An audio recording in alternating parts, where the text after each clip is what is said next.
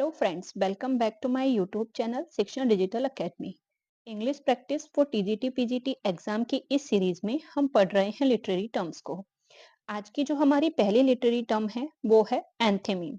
एंथेमीम क्या होती है, तो सबसे पहले हम देखेंगे इसकी डेफिनेशन को। Enthymeme an argumentative statement in which the writer or the speaker omits one of the major or minor premises, does not clearly pronounce it or keeps this premises implied is called एंथेमिन। मतलब ये एक ऐसा argumentative statement होता है जिसमें कोई writer या फिर कोई स्पीकर किसी मेजर या माइनर जो परमिसेस यानी कि कोई बात होती है या कोई सिद्धांत होता है या कोई अर्थ होता है, उसको छुपा देता है या फिर उसको क्लियरली प्रोनाउंस नहीं करता और या फिर उसको किसी दूसरे मीनिंग के अंदर छुपा देता है, तो उसको ही एंथेमीम कहते हैं। However, the omitted premises is anthememe remains understandable even if is not clearly expressed। यानी कि अब वो छुपाने के बावजूद भी जो उसका मीनिंग होता है या जो उसका अर्थ होता है, मतलब जो दर्शकों को वो समझाना चाहता है, जो रीडर होते हैं उनको वो जो भी समझाना चाहता है उसका जो मीनिंग होता है वो फिर भी समझने योग्य होता है, चाहे भले ही वो क्लियरली एक्सप्रेस्ड ना किया गया हो। जैसे कि हम एग्जाम्पल देखेंगे तो हमें ये समझ में आएगा कि एंथेमीम क्या होता है। तो हमारा जो पहला एग्जाम्पल है वो है where there is smoke there is fire. यानी कि जहां पर भी धुआं होता है वहां आग होती है। अब इसमें जो हिडन परमिसेस है वो क्या है कि द स्मोक कॉजेस फायर। यानी कि इसका जो मीनिंग है या जो अर्थ है वो ये निकल के आता है कि जो जहां पर धुआं होगा वहां फायर ही होगी। यानी कि जो फायर का कारण है या जो फायर का रीजन है वो क्या है, स्मोक यानी कि धुआं है। तो यहाँ पे ये चीज जो है वो क्लियरली लिखी नहीं गई है, लेकिन इस सेंटेंस को पढ़ने के बाद जो ये मीनिंग है वो आसानी से जो रीडर होते हैं उनको समझ में आता है कि जहां धुआं होगा वहां आग होगी ही होगी। इसी तरह से जो अगर बात करें लिटरेचर की, तो लिटरेचर में भी हमें इस तरह के एग्जाम्पल देखने को मिलते हैं। तो जो हमारा अगला एग्जाम्पल है वो विलियम शेक्सपियर के जूलियस सीजर से है। वो क्या है, he would not take the crown therefore this certain he was not ambitious. अब ये क्या है, ये जो स्पीच है वो मार्क एंटनी की है जो कि वो जूलियस सीजर के बारे में बता रहा है। तो वो क्या कह रहा है, in Shakespeare's Julius Caesar Mark Antony delivers a funeral oration in which his purpose is to convince the audience that Caesar was not ambitious.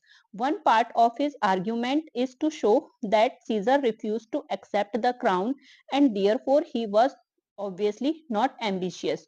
अब इसमें क्या है, जो मार्क एंटनी है जब जूलियस सीजर को मार देते हैं, जो भी उसके शत्रु होते हैं, उसके बाद जो मार्क एंटनी है वो जो पूरी ऑडियंस होती है, जो वहां के लोग होते हैं, उनको ये कन्विंस करता है, क्योंकि जो जूलियस सीजर है उसको मारा इसलिए गया था क्योंकि वो लोग उसे एम्बिशियस समझते थे और वो मतलब वो उनको ये लगता था कि जो जूलियस सीजर है वो क्या करेगा, पूरे रोम पर क्या कर लेगा, तानाशाही करेगा या अपना जो पूरा कंट्रोल है वो जमा लेगा। तो इसी चीज को मतलब दूर करने के लिए ये जो सोच थी उनको, इसको हटाने के लिए और जो पब्लिक होती है उसको इस बात के लिए कन्विंस करने के लिए कि वो महत्वाकांक्षी नहीं था, जो मार्क एंटनी है वो यहाँ पर स्पीच देता है कि जब जूलियस सीजर को जो क्राउन है वो ऑफर किया गया था तो उसने उसको रिफ्यूज कर दिया था। यानी कि उसके रिफ्यूज करने का अर्थ ही ये था कि वो क्या था, एम्बिशियस नहीं था, क्योंकि अगर वो एम्बिशियस होता तो जो क्राउन उसको ऑफर किया गया था वो उसको रिफ्यूज नहीं करता। तो यहाँ पर जो हिडन परमिसेस है वो यही है कि N ambitious person would have accepted the crown.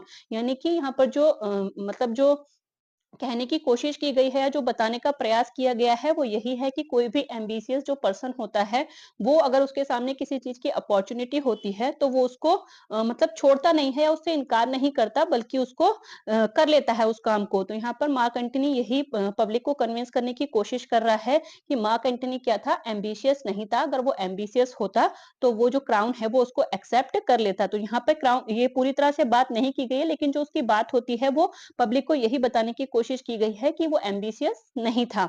इसके बाद जो हमारी अगली लिटरेरी टर्म है वो है एनलाइटमेंट। एनलाइटमेंट का अर्थ होता है प्रबुद्धवाद। यानी कि जब हमारे अंदर किसी चीज को किसी चीज पे तर्क करने की जो क्षमता है वो आ जाती है, जो तर्क करने का जो युग था तो वही एनलाइटमेंट एज थी। तो एनलाइटमेंट क्या है, enlightenment is a European intellectual movement of the 17th and 18th century. 17th और 18th सेंचुरी के बीच में जो यूरोपियन इंटेलेक्चुअल एक मूवमेंट था वही एनलाइटमेंट था। विच एम्फेसाइज जो किस बात पर जोर देता था, reason, liberty and technological progress, यानी कि उसमें रीजन होता था। लिबर्टी यानी कि कुछ भी कर सकने की आजादी होती थी, या फिर जो टेक्नोलॉजिकल प्रोग्रेस हो रही थी, यानी कि जो भी देश थे या जो भी राष्ट्र था वो उनमें क्या क्या नई नई जो टेक्नोलॉजी थी वो आ रही थी, तो उस चीज पर जोर देता था। यानी कि जैसे मान लो पहले मतलब जो धर्म की चीजें होती थी उन पर अक्सर लोग ऐसे ही विश्वास कर लेते थे, उस पर कुछ भी सोच विचार नहीं करते थे। तो जो इनलाइटमेंट की एज थी उसमें यही किया गया था कि वहां पर एक रीजन वाली बात, यानी कि जो रीजन करने की जो एबिलिटी थी वो लोगों के अंदर जगाने की कोशिश की जा रही थी, जिससे लोग किसी भी चीज को ऐसे ही किसी के कहने पर ना मान ले, बल्कि अपने दिमाग से उस पर सोच विचार करके उसको माने। अगर वो उनको सही लगती है तो वो सही है, अदरवाइज किसी दूसरे के कहने से वो सही नहीं हो सकती। तो इस तरह का जो इंटेलेक्चुअल मूवमेंट था 17th और 18th सेंचुरी का, वही इनलाइटमेंट था। दूसरे शब्दों की बात करें तो in other words the process of gaining knowledge, यानी कि नॉलेज प्राप्त करने का जो पूरा प्रोसेस था, या फिर अंडरस्टैंडिंग समथिंग, किसी चीज को समझने का जो प्रोसेस था, या फिर making somebody understand something clearly, यानी फिर किसी दूसरे व्यक्ति को क्लियरली कुछ समझाने का जो प्रोसेस था, वही क्या था, एनलाइटमेंट था। It is also known as the age of reason, इसको एज ऑफ रीजन भी कहते थे, यानी कि कारण, किसी चीज के पीछे क्या कारण हो सकता है, या उसको बिना कारण के कोई क्यों माने किसी के कहने पर, वो तो इसको एज ऑफ रीजन भी कहा गया। Enlightenment feature a range of social ideas centred on the value of knowledge. जो इनलाइटमेंट था वो क्या था, जो सोशल आइडियाज थे जो किसके, नॉलेज की चारों तरफ सेंटर्ड थे, यानी कि उसमें नॉलेज की, ज्ञान की बात की जा रही थी। Learn by way of rationalism and political ideas, जिसको किस चीज से, जो मतलब रैशनलिज्म आइडियाज, यानी कि ऐसे जो क्रांतिकारी विचार थे या फिर जो पॉलिटिकल आइडियाज थे, उनसे उनको सीखा जा रहा था। चाहे वो, यानी कि कौन से जो पॉलिटिकल आइडियाज उसमें हो सकते थे, जैसे कि नेचुरल लॉ, यानी कि नेचुरल लॉ की बात की जा रही थी, लिबर्टी की बात की जा रही थी, प्रोग्रेस की बात की जा रही थी, टॉलरेंस की बात की जा रही थी। इसके अलावा फ्रेटर्निटी, यानी कि जो क्या बोलते हैं, फ्रेटर्निटी के लिए होता है जो भाईचारा, उसकी बात की जा रही थी। इसके अलावा जो कॉन्स्टिट्यूशनल गवर्नमेंट थी, यानी कि जो संवैधानिक सरकारें थी, उनकी बात की जा रही थी। और the formal separation of church and state, इसके अलावा चर्च और जो स्टेट था उसके सेपरेशन की बात की जा रही थी।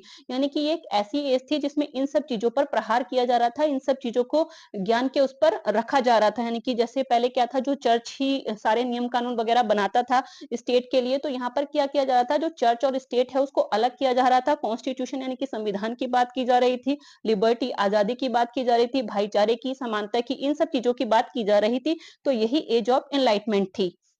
आगे बात करें तो most of the writing during this time was not non fiction, यानी कि यहाँ पर जो ज्यादातर जो राइटिंग की जा रही थी इस समय, जो भी पोएट या राइटर थे वो जो भी लिख रहे थे वो क्या था, नॉन फिक्शन था, यानी कि काल्पनिक नहीं था। जो भी वो अपने आसपास की दुनिया में देख रहे थे उसी के ऊपर राइटिंग कर रहे थे, यानी कि उसी को लिख रहे थे। सच एज ऐसे, वो ऐसे लिख रहे थे, या फिर फिलोसफिकल जो ट्रीटीज थी वो लिख रहे थे, जैसे कि थॉमस हॉब्स थे, इसके अलावा जॉन लॉक, रूसो, इसके अलावा जो डेकेडिट थे, वो सब, यानी कि ये इस तरह के राइटर्स या इस तरह के पोएट्स थे जो काल्पनिक चीजों को ना लिख के जो रियलिटी की चीजें उस समय समाज में हो रही थी उनके ऊपर लेखन का कार्य कर रहे थे और लोगों में जागरूकता लाने का कार्य कर रहे थे। अगला जो हमारा लिटरेरी टर्म है वो है epic theatre.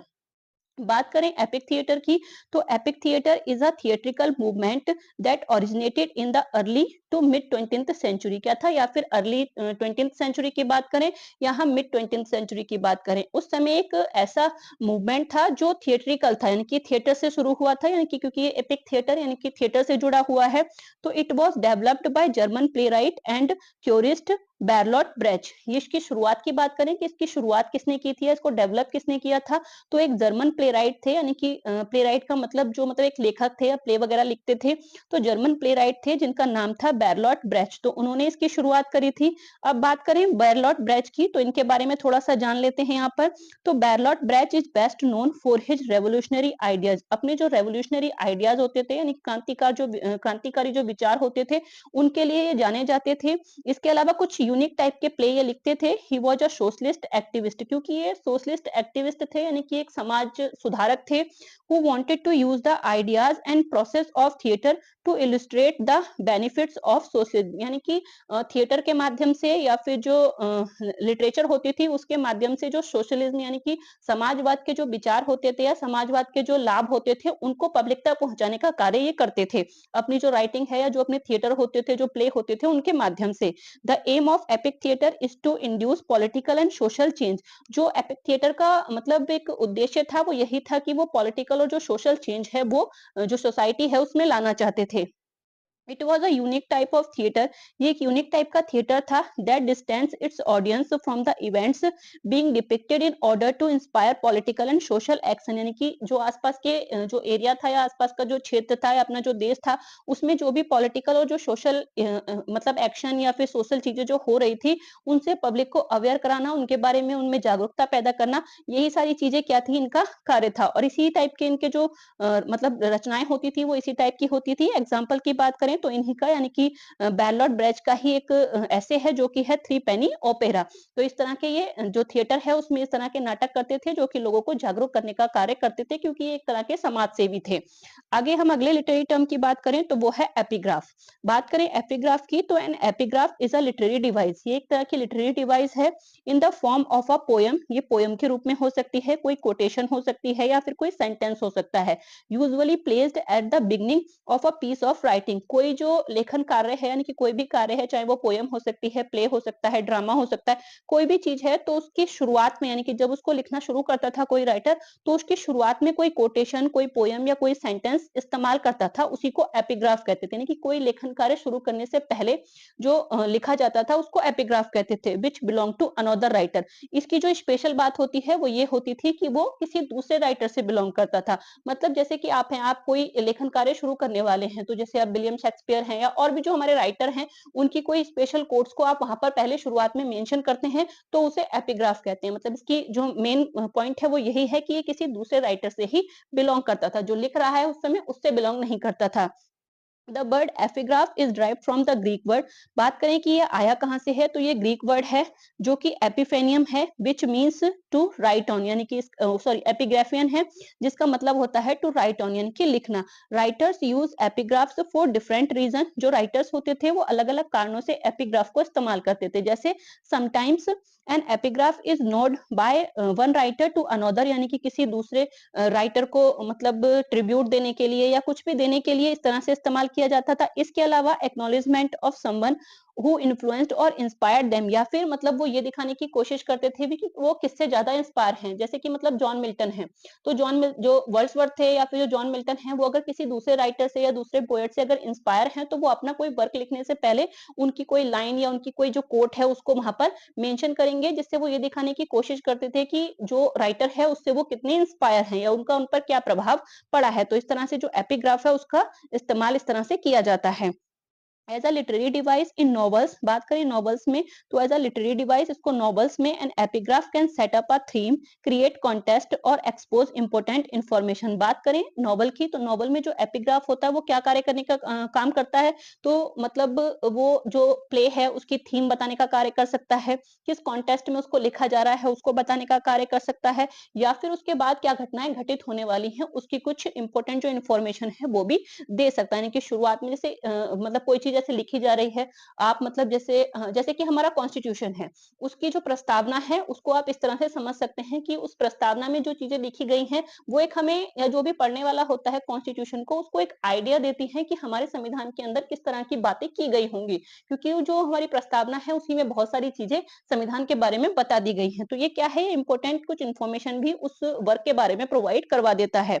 एपिग्राफ्स come in many forms, कई सारी फॉर्म्स में हो सकता है, जैसे कि प्रोज के रूप में हो सकता है, कोई प्रोवर्ब हो सकती है, पोइट्री हो सकती है, कोई लिरिक हो सकता है और इवन कोई डायलॉग भी हो सकता है। यानी कि किसी भी फॉर्म में एपिग्राफ का इस्तेमाल किया जा सकता है। यानी कि किसी भी कार्य को शुरू करने से पहले जो एपिग्राफ है वो किसी भी फॉर्म में लिखा जा सकता है। बात करें एग्जाम्पल की तो Frankenstein by Mary Shelley. Mary Shelley का एक वर्क है फ्रैंकस्टीन, तो उसमें उन्होंने did I request thee maker from my clay to mould me man, did I solicit thy from darkness to promote me. ये जो लाइन है ये जॉन मिल्टन के पैराडाइज लॉस्ट से ली गई है, जिसको जो मैरी शैली है उन्होंने अपना वर्क लिखने के समय एपिग्राफ के रूप में इस्तेमाल किया है। इसी तरह से दूसरा है एक एमिस्ट हेमिंगवे हैं, उन्होंने जो गर्ट्यूड स्टैंस का एक फेमस कोटेशन है उसको अपनी जो बुक है द सन ऑल्सो राइजेस उसमें इस्तेमाल किया है। तो वो कौन सी लाइन है, you are all a lost generation. इस लाइन का इस्तेमाल उन्होंने एपिग्राफ के तौर पर किया है और इस लाइन के जरिए वो क्या दिखाना चाह रही हैं तो Hemingway shows us the entire period in which they were forced to live, यानी कि वो पूरा इस लाइन के जरिए वो पूरा एक पीरियड दिखाने की कोशिश कर रही हैं जिसमें उनको रहने के लिए मजबूर किया गया था। तो इस तरह से किसी दूसरे राइटर के किसी वर्क को, किसी पोयम को या उसके किसी डायलॉग को अपनी पुस्तक शुरू करने से पहले एक सेंटेंस के रूप में या प्रोवर्ब या किसी भी रूप में जब उसका इस्तेमाल किया जाता है तो उसे एपिग्राफ कहते हैं। इसकी मेन जो पॉइंट है वो यही होता है कि ये उस किसी जो राइटर कार्य कर रहा है उससे नहीं बल्कि किसी दूसरे राइटर से रिलेटेड होता है, यानी कि दूसरे राइटर का वर्क होता है। अब बात करते हैं हम एपिग्राम और जो एपिग्राफ्स होते हैं उसमें डिफरेंस की, क्योंकि ये दोनों ही लिटरेरी टर्म हैं, लगभग सुनने में हमें एक जैसी लगती हैं लेकिन इनमें डिफरेंस होता है। तो यहाँ पर हम डिफरेंस देखेंगे कि जो एपिग्राम्स हैं या फिर जो एपिग्राफ्स है उसमें क्या डिफरेंस होता है। तो जो एपिग्राम होते हैं और जो एपिग्राफ्स होते हैं, नॉट ओनली साउंड अलाइक, यानी कि सुनने में तो एक जैसे लगते ही हैं but also have confusingly similar forms, और इनकी जो फॉर्म होती है वो भी सिमिलर होती है जिससे हमें बहुत ज्यादा कंफ्यूजन होता है। बोथ आर शॉर्ट स्टेटमेंट्स, क्योंकि दोनों ही क्या होते हैं, शॉर्ट स्टेटमेंट्स होते हैं। Leave a strong impression in a few words, कुछ ही शब्दों में सामने वाले पे बहुत ही ज्यादा जो स्ट्रॉन्ग इंप्रेशन होता है वो छोड़ने का कार्य करते हैं, कि कुछ ही शब्दों में बहुत ही महत्वपूर्ण बात ये बताते हैं। अब बात करें डिफरेंस की, तो the difference between epigraphs and epigrams is that an epigraph is a reference to someone else work, यानी कि जो मैंने भी आपको ऊपर बताया वही है कि जो एपिग्राफ होता है वो क्या होता है, किसी दूसरे के वर्क का रेफरेंस होता है and it serve a literary function, और एक लिटरेरी फंक्शन की तरह कार्य करता है। जबकि बात करें अगर एपिग्राम की, तो एपिग्राम क्या है, an original statement by the speaker, जो भी लिखने वाला है, जो भी बोलने वाला है उसका ओरिजिनल स्टेटमेंट होता है and its function to stick in the audience memory, और इसका जो काम होता है वो यही होता है कि ये जो भी ऑडियंस है उस पर कोई एक प्रभाव छोड़ सके। यानी कि एक तो किसी दूसरे का वर्क होता है जो एक लिटरेरी फंक्शन का कार्य करता है, दूसरा उसकी एक ओरिजिनल रचना होती है जो भी उसके ऑडियंस होते हैं उनके ऊपर उसका जो विचार होता है उसकी गहरी छाप छोड़ने का कार्य करते हैं। अगला जो हमारा लिटरेरी टर्म है वो है एपिलॉग। बात करें एपिलॉग की, तो इन फिक्शन यानी कि फिक्शन में अ शॉर्ट सेक्शन और chapter that comes after a conclusion, यानी कि एक शॉर्ट सेक्शन होता है या फिर एक चैप्टर होता है जो कि जो चैप्टर होता है उसके बाद, यानी कि जो कंक्लूजन होता है उसके बाद आता है। टाइंग अप लूज एंड्स, यानी कि अगर किसी कहानी का जो एंड है वो बहुत ही ज्यादा लूज है, लूज कहने का मतलब कि बहुत ज्यादा मतलब ठीक ठाक नहीं है, सही नहीं लग रहा है। And often describing what happens to the character after the resolution of the conflict, मतलब जो एपिलॉग है वो एक ऐसा शॉर्ट सेक्शन या चैप्टर होता है जो किसी जो भी कोई प्ले होता है, कोई ड्रामा होता है, उसका जो लास्ट चैप्टर होता है, लास्ट चीज होती है उसके बाद में आता है। और अगर किसी प्ले का एंड बहुत अच्छे से नहीं हो पा रहा है, यानी कि जो राइटर है वो उसको अच्छे से एंड नहीं दे पा रहा है और अगर वो एंड देने बैठे तो वो और लंबा हो जाएगा, तो इस वजह से वो लास्ट में क्या एक एपिलॉग का यूज करते हैं जिसमें वो आगे की कहानी को शॉर्ट शॉर्ट में बता देते हैं और वहां पर जो है कहानी को खत्म कर देते हैं। इसके अलावा या फिर एपिलॉग में ये भी बताया जा सकता है कि जब कहानी खत्म हो जाती है तो जो बाकी जो कैरेक्टर थे उसमें उन्होंने उसके बाद क्या किया या क्या हुआ, मतलब एक तरह से जैसे आप कोई मूवी देख रहे हैं, जब मूवी खत्म हो जाती है तो उसमें 2-3 लाइनों में वो बता देते हैं कि आगे ये हुआ और इसके बाद ऐसा हुआ। तो ये वही काम करता है, यानी कि आपने देखा होगा कि कई सारे विलियम शेक्सपियर के भी प्ले हैं जिसमें उन्होंने एपिलॉग का इस्तेमाल किया है, जैसे कि आपका टेम्पेस्ट है उसमें भी लास्ट में एक एपिलॉग आता है। तो इस तरह से कुछ जो एपिलॉग होते हैं उनका इस्तेमाल जो राइटर्स हैं वो करते हैं। अगर सिंपल शब्द की बात करें तो a short piece that is added and the end of a book, किसी बुक के एंड में या फिर किसी प्ले के एंड में इसका इस्तेमाल किया जाता है। And that comments on what has gone before, और ये किस चीज पर कमेंट करता है कि उस प्ले में क्या हुआ, यानी कि पूरे प्ले की स्टोरी को समराइज कर देता है, उसके बारे में बताता है कि क्या हुआ। The epilogue detail new information, इसके अलावा इससे कोई न्यू इन्फॉर्मेशन भी मिल सकती है, यानी कि अगर किसी कोई मूवी है या कोई प्ले है उसका कोई अगला पार्ट आने वाला है तो उसके बारे में भी वो बता देता है। The reader needs about future events to fully understand the story's message और मोरल, अगर कोई स्टोरी बीच में ही छोड़ दी गई है या फिर क्लियरली उसका एंड नहीं किया गया है तो उसका जो पूरा मीनिंग है या फिर जो स्टोरी का कोई मैसेज वो देना चाहती है या फिर जो कोई मोरल है वो बताना चाहती है तो उसको यहाँ पर ये बता देता है। The word epilogue come from the Greek word, बात करें कि ये इसका जो ओरिजिन है वो कहाँ से है, तो इसका ओरिजिन भी ग्रीक से ही है, यानी कि ग्रीक वर्ड है जो कि है एपिलोगस विच मीन्स कंक्लूजन, इसका जो अर्थ होता है वो होता है कंक्लूजन वर्ड, यानी कि जो आखिरी शब्द होता है वो word attach to the end, या फिर ऐसा शब्द जो कि एंड से यानी कि लास्ट से जुड़ा हुआ है। अब बात करते हैं डिफरेंस की, डिफरेंस बिटवीन एपिलॉग और प्रोलॉग, एक होता है प्रोलॉग और एक होता है एपिलॉग, तो दोनों में क्या डिफरेंस होता है उसकी बात करते हैं। While a prologue comes before the first chapter, prologue की बात करें तो इसके पीछे जैसे पी लगा है तो आप समझ सकते हैं पौ से मतलब पहले, तो ये किसी कहानी के या कोई जो प्ले है या कोई ड्रामा है उसके शुरू होने से पहले आता है, यानी कि फर्स्ट चैप्टर से पहले आता है किसी भी बुक के। और बात करें एपिलॉग के, तो इसे आप इसे समझ सकते हैं कि ये एंड की बात कर रहा है, तो जो एपिलॉग है वो किसी चैप्टर के लास्ट में यानी कि खत्म होने के बाद आता है। तो जो प्रीलॉग है वो पहले आता है, जो एपिलॉग है वो बाद में आता है किसी भी बुक के या फिर कोई भी जो प्ले है उसके। तो यही दोनों में डिफरेंस होता है, एक तरह की स्पीच ही होती है, एक शुरुआत की बात करती है और एक एंड की बात करती है। इसके बाद बात करते हैं जो एपिलॉग और जो कंक्लूजन है उनमें क्या डिफरेंस है। कभी-कभी हम इन दोनों को सेम ही समझ लेते हैं, क्योंकि कंक्लूजन भी मतलब लास्ट में ही आता है कि किसी चीज को कंक्लूड कर रहे हैं, और जो एपिलॉग है उसको भी हमने पढ़ा कि ये भी किसी प्ले के लास्ट में ही आता है। तो दोनों में डिफरेंस क्या होता है। तो while a conclusion take place during the action of the story itself, conclusion क्या है, कहानी का ही हिस्सा होता है, यानी कि कहानी की ही अंतिम लाइनें होती हैं जो कि कंक्लूजन होता है, जबकि जो एपिलॉग होता है वो उसके बाद आता है, जब कहानी खत्म हो जाती है उसके बाद आता है। मतलब यही डिफरेंस है कि कंक्लूजन कहानी के साथ रहता है और जो एपिलॉग है वो कहानी के बाद आता है, कहानी खत्म होने के बाद उसकी बात की जाती है। आगे बात करें तो the conclusion typically last well into the last chapter of a book, जो कंक्लूजन है वो चैप्टर का जो लास्ट चैप्टर होता है उसके लास्ट में आता है। और एपिलॉग की बात करें, however usually take place in the future and details any new events, यानी कि फ्यूचर के बारे में कि आगे जो कहानी खत्म हुई है उसके बाद क्या हुआ या क्या होगा उसके बारे में बताता है। Help the reader fully understand the story meaning, और कहानी के पूरे मीनिंग को समझने में रीडर की हेल्प करता है। द एपिलॉग में also clear up any remaining question, अगर जो रीडर है उनके माइंड में कोई और क्वेश्चन रह गया है तो जो एपिलॉग है उसमें उस क्वेश्चन का समाधान किया जाता है। द रीडर में हैव अबाउट द कंक्लूजन और स्टोरी इटसेल्फ, यानी कि किसी कंक्लूजन में या जो स्टोरी है उसके बारे में जो रीडर है उनके माइंड में अगर कोई सवाल रह गया है कि ये ऐसा क्यों नहीं हुआ या ऐसा कैसे हो गया, तो उसके बारे में जवाब जो है वो एपिलॉग देता है। डिफरेंस दोनों में इतना ही है कि कंक्लूजन खुद स्टोरी का हिस्सा होता है, जबकि एपिलॉग कहानी खत्म होने के बाद आता है। अब हम बात करते हैं अगले शब्द की, यानी कि अगला जो लिटरेरी टर्म है हमारा उसकी, जो कि है एपिफेनी। एपिफेनी क्या है, तो एपिफेनी का जो मीन्स है वो होता है मैनिफेस्टेशन। मैनिफेस्टेशन या फिर शोइंग फोर्थ, यानी कि आगे के बारे में बताना। ये भी क्या है, ग्रीक वर्ड एपिफेनिया से आया है जिसका अर्थ होता है मैनिफेस्टेशन।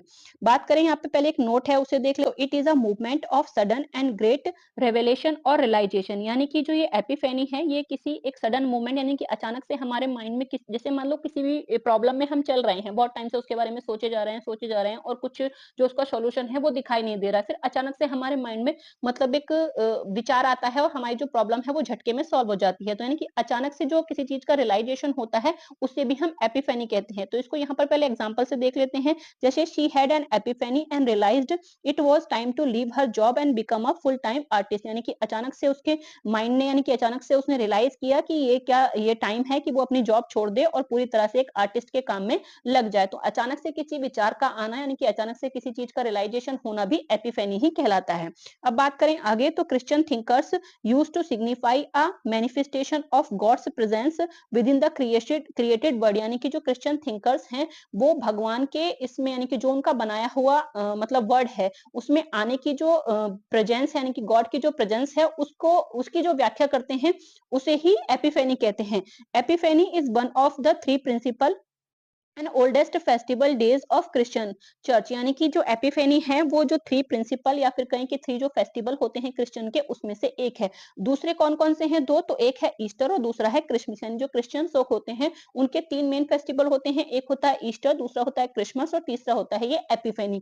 तो एपिफेनी उसका ही मतलब उन जो फेस्टिवल है उनका एक फेस्टिवल है। अब एपिफेनी होता कब है, तो एपिफेनी हेल्ड ऑन 6 जनवरी, ये 6 जनवरी को मनाया जाता है in memory of the time when the Magi, या फिर इसको मैगी भी बोलते हैं, also known as the three wise man, इनको थ्री वाइज मैन के नाम से या फिर थ्री जो किंग्स होते हैं उनके नाम से या फिर थ्री मैगी के नाम से भी जाना जाता है। यानी कि ये उस टाइम को सेलिब्रेट करते हैं, उस मेमोरी को सेलिब्रेट करते हैं जब क्या हुआ था, जब जो क्रिश्चियन में जो उनका बर्थ हुआ था, यानी कि जो यीशु मसीह थे उनके जन्म के बाद, यानी कि जो बेबी जीसस होते हैं बैथलहम में जब होते हैं तो उनके बर्थ के बाद जो तीन लोग थे वो उनसे मिलने आते हैं, तो उनको ही थ्री मागी या फिर थ्री वाइज मैन या फिर थ्री मैगी या फिर थ्री किंग्स कहते हैं। तो ये जो पूरा टाइम है उसकी ही मेमोरी में 6 जनवरी को सेलिब्रेट किया जाता है और ये क्रिसमस के बाद ही आता है।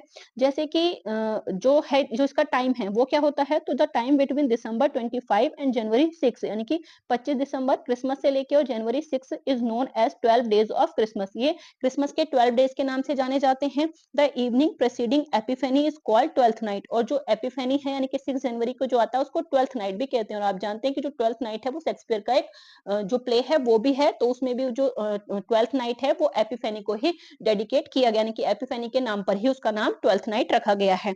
इसके अलावा जो शेक्सपियर हैं वो also make use of an epiphany in his play Hamlet. इसके अलावा जो प्ले हैमलेट है उनका, उसमें भी वो एपिफेनी का यूज करते हैं। तो वो कैसे उसमें यूज करते हैं? When Hamlet the hero is on a ship to England. जब जो हैमलेट है वो एक शिप से यानी कि इंग्लैंड की तरफ जा रहा होता है, अपना जो राज्य होता है यानी कि डेनमार्क से जब वो इंग्लैंड की तरफ यात्रा कर रहा होता है शिप में, till then he was overburdened with thinking and planning a flawless revenge on his father's murderer Claudius। यानी कि वो क्या मतलब उससे पहले उसके दिमाग पे एक भारी बोझ होता है, वो सोचता रहता है कि कैसे वो अपने जो चाचा हैं उनसे अपने पिता की मौत का बदला ले। वही सारी चीजें उसके माइंड में चल रही होती हैं। फिर अचानक से उसे रियलाइज होता है, यानी कि उसी यात्रा के दौरान सडनली देयर अ फ्लैश और रियलाइजेशन एंड ही सेज, यानी कि अचानक से उसको रियलाइज होता है और वो यहाँ पर एक डायलॉग बोलता है जो कि क्या होता है कि there is a dignity that shapes our ends rough hew them how we may. यानी कि यहाँ पर ये जो लाइन है ये भी आपसे कई बार जो एग्जाम होता है उसमें पूछी जाती है कि ये लाइन कौन से प्ले की और कहाँ से। तो ये हैमलेट की लाइन है, यानी कि अचानक से जब उसे रियलाइजेशन होता है कि जो हमारा एंड होता है, यानी कि जो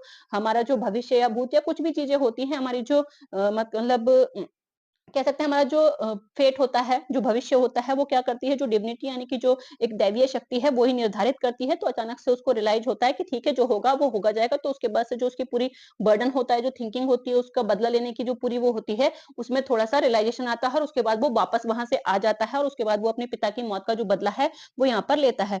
तो इस तरह आज के इस वीडियो में हमने कुछ लिटरेरी टर्म्स को देखा। अगर आप इसी तरह से और भी लिटरेरी टर्म्स को मेरे साथ पढ़ना चाहते हैं, तो बने रहिए मेरे साथ। Thank you for watching.